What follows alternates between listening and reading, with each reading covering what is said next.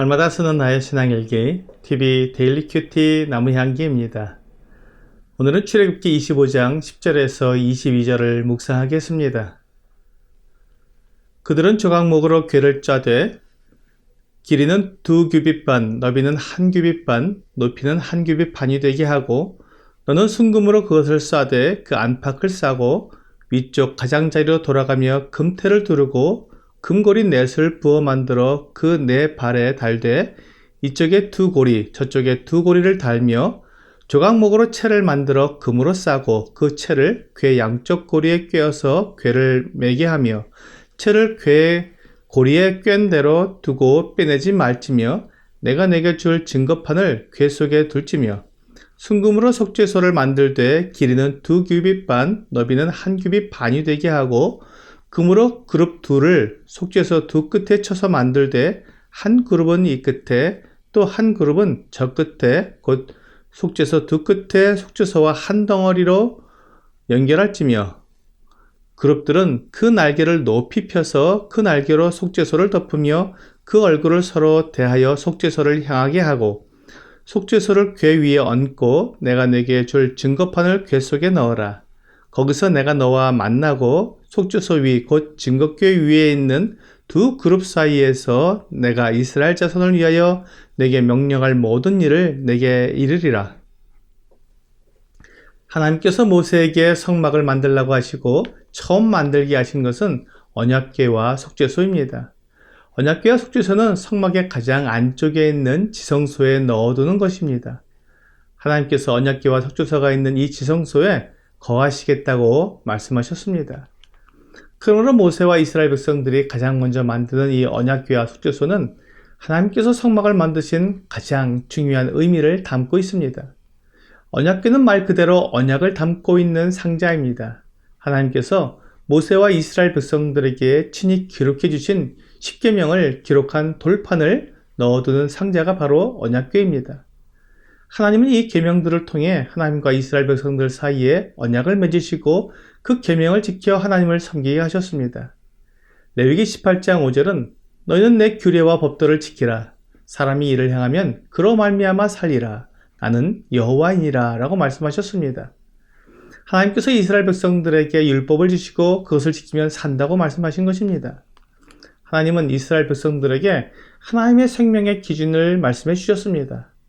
그들이 지켜 행함으로 생명을 얻을 수 있는 기준, 그것을 하나님께서 백성들에게 주셨습니다. 그 율법의 핵심이어 요약이 되는 십계명은 하나님과 이스라엘 사이의 언약이었습니다.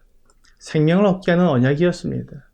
사람들이 어떻게 하면 거룩하신 하나님께 나아갈 수 있는지 하나님께서 말씀해 주신 것입니다. 그래서 누가복음 18장 18절에서 보면 어떤 부자 관리가 주 예수님께 나와 물었습니다. 어떤 관리가 물어 이르되 선한 선생님이여 내가 무엇을 하여야 영생을 얻으리이까.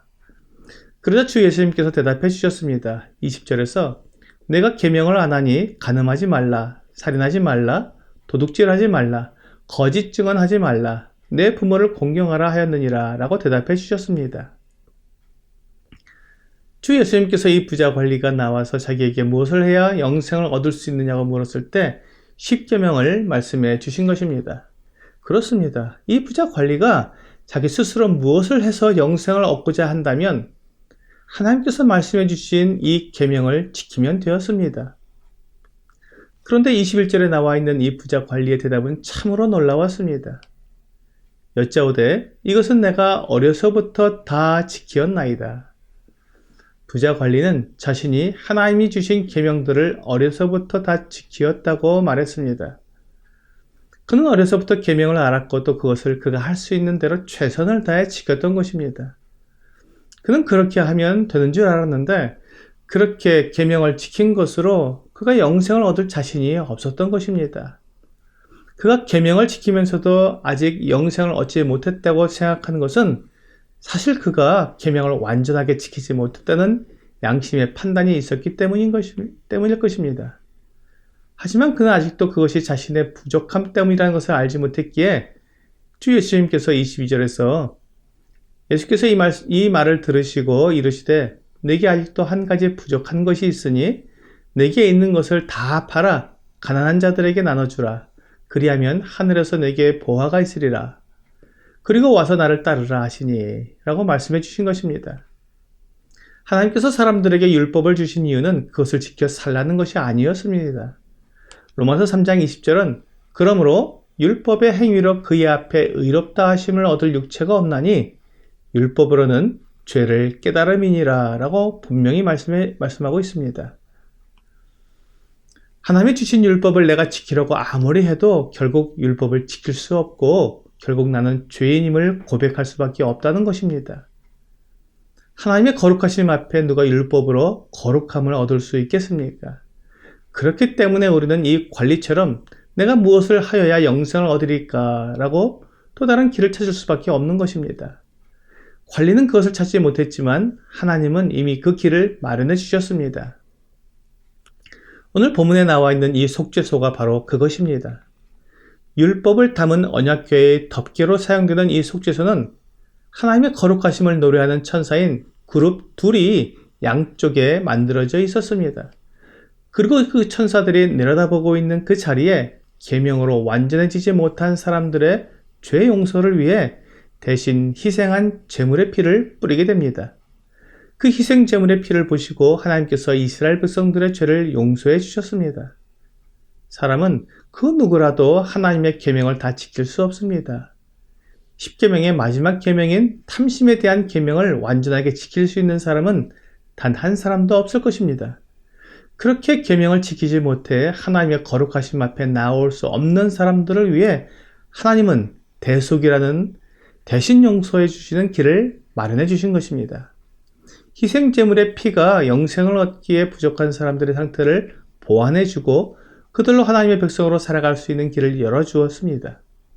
하나님은 이것을 통해 주 예수님의 속죄 사역을 미리 말씀해 주신 것입니다. 희생제물처럼 일시적으로 죄를 용서해 주시는 것이 아니라 이 세상 모든 사람의 모든 죄를 전부 다 영원히 완전하게 용서해 주시는 길을 예수 그리스도의 희생의 그 피를 통해서 이루어 주신 것입니다. 이것이 속죄소의 의미입니다. 오늘의 적용 질문을 보겠습니다. 하나님께서 속죄소를 만들어 주신 것이 나에게는 어떤 의미가 있습니까? 내가 하나님 앞에서 어떤 방법으로도 이롭게 될 수 없고 영생을 얻을 수 없지만 예수 그리스도께서 나를 대신해서 희생되심으로 완전한 속죄를 이루어 주신 것에 감사를 드립니다. 오늘 내가 율법을 지켜서 이룰 수 없는 거룩함을 대속을 통해 이루어 주신 주 예수님의 은혜를 깨달아 예수 그리스도를 믿음으로 영생을 얻게 되시기를 주 예수님의 이름으로 기도합니다.